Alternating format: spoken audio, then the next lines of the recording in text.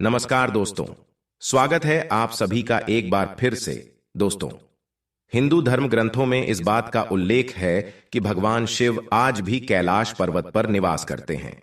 सनातन धर्म के देवी देवता सिर्फ पौराणिक कथाओं तक सीमित नहीं थे, बल्कि वे ऐसी शक्तियां थे जो पृथ्वी पर अलग अलग रूप में अलग अलग जगह पर मौजूद थे। उनमें से कई शक्तियां तो आज भी हमारे बीच मौजूद है, बस वो किसी को नजर नहीं आती।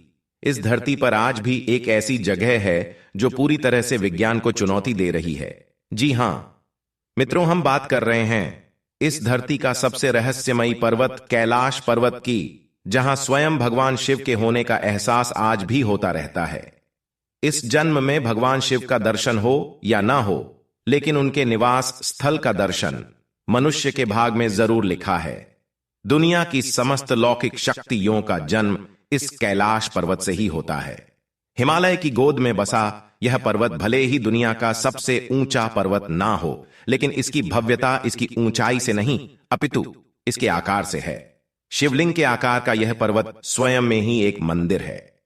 इस पर्वत की महानता इसी बात से हो जाती है कि आज तक कोई भी मनुष्य इस पर्वत पर नहीं चढ़ पाया है, और जिसने भी इस पर्वत पर चढ़ने का दुस्साहस किया है उसे मृत्यु ही प्राप्त हुई है। बर्फ से ढके इस पर्वत पर जब सूर्य की किरणें पड़ती है, तब यह पर्वत सोने की तरह चमक उठता है। तब ऐसा प्रतीत होता है मानो कैलाश ही सत्य है, और सत्य ही शिव धरती के इस स्थान पर हवाओं की ध्वनि की तरह का कुछ इस प्रकार मिलन होता है। यहां आए हुए भक्तों को ओम की ध्वनि सुनाई देती है। धरती के एक ओर उत्तरी ध्रुव तो दूसरी ओर दक्षिणी ध्रुव है। इन दोनों के बीचों बीच स्थित है हिमालय, और हिमालय का केंद्र है कैलाश पर्वत, जो लाखों लोगों के लिए बहुत पवित्र स्थान है। पश्चिमी तिब्बत में मौजूद कैलाश पर्वत सतह से करीब 22,000 फीट ऊंचा है। अमरनाथ यात्रा को जाते समय रास्ते में इस पर्वत के दर्शन होते हैं।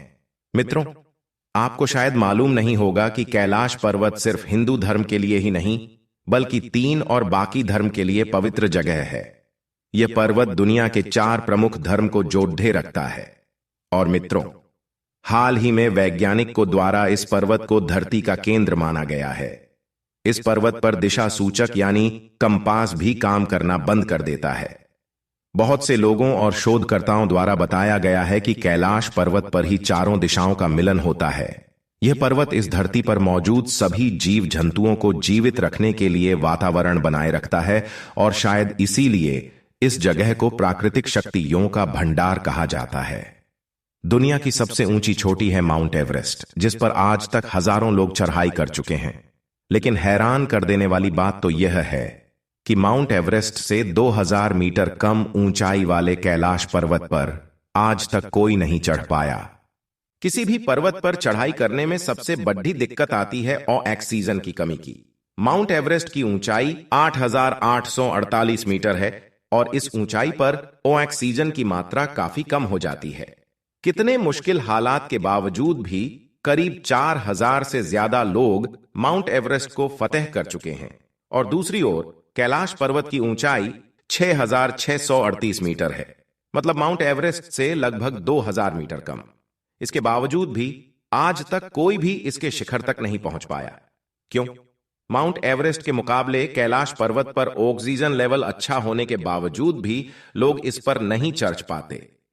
कैलाश पर्वत पर चढ़ाई करते समय एक खास सीमा के बाद ऐसी घटना होने लगती है कि मानो ये पर्वत हमें वापस जाने की चेतावनी दे रहा हो। ठंड अचानक बढ़ जाती है, मौसम भी बदलने लगता है। ऐसे में जिसने भी इस चेतावनी को अनसुना किया वो इस पर्वत से वापस नहीं लौटता।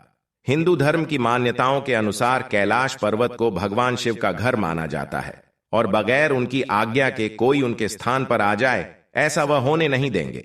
यानी कि कैलाश पर्वत पर चढ़ाई करना असंभव है। परंतु तिब्बत के लोगों का कहना है कि 11वीं सदी में तिब्बत बौद्ध योगी ने रप्पा ने इस पर्वत पर चढ़ाई की थी और सफल भी रहे। लेकिन इस बात को साबित करने के लिए उन लोगों के पास कोई प्रमाण नहीं है।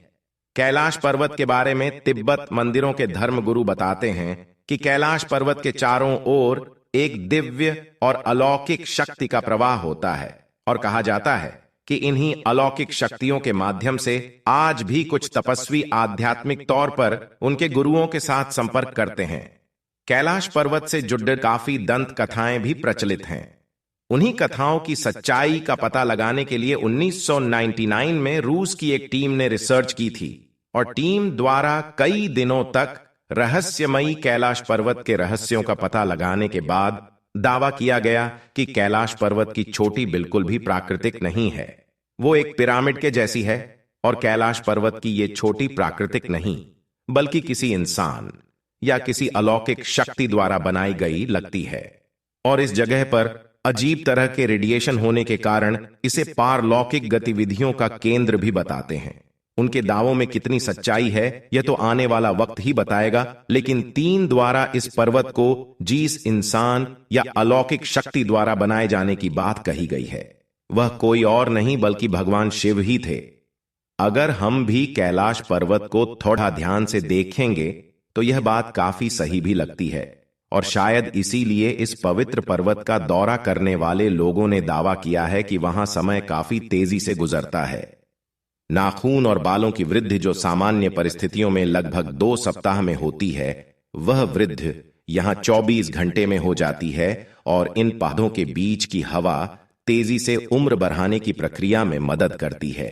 ऐसे ही जब रसिया के एक पर्वतारोही कैलाश पर्वत के शिखर के बहुत नजदीक पहुंच गए तब उनका दिल बहुत तेजी से धड़कने लगा और फिर उन्हें अचानक कमजोरी महसूस होने लगी।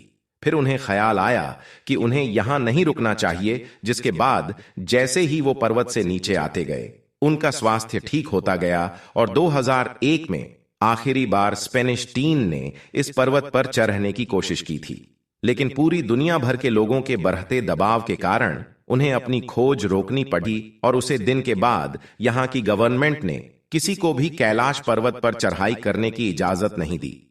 कैलाश पर्वत के आकार और उसमें छुपे रहस्यों को लेकर अक्सर बहुत सी बातें होती रहती हैं, लेकिन मित्रों कुछ प्रश्नों के उत्तर इंसानों की बुद्धि से परे होते हैं।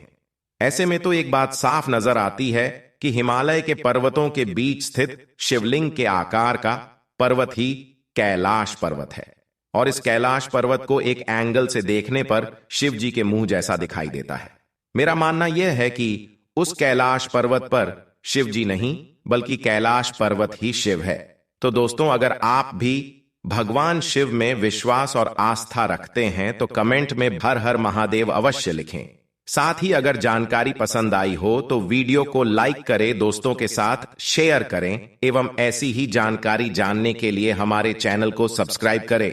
हम मिलते हैं आपको ऐसी ही जानकारी के साथ अगली वीडियो में। तब तक के लिए धन्यवाद।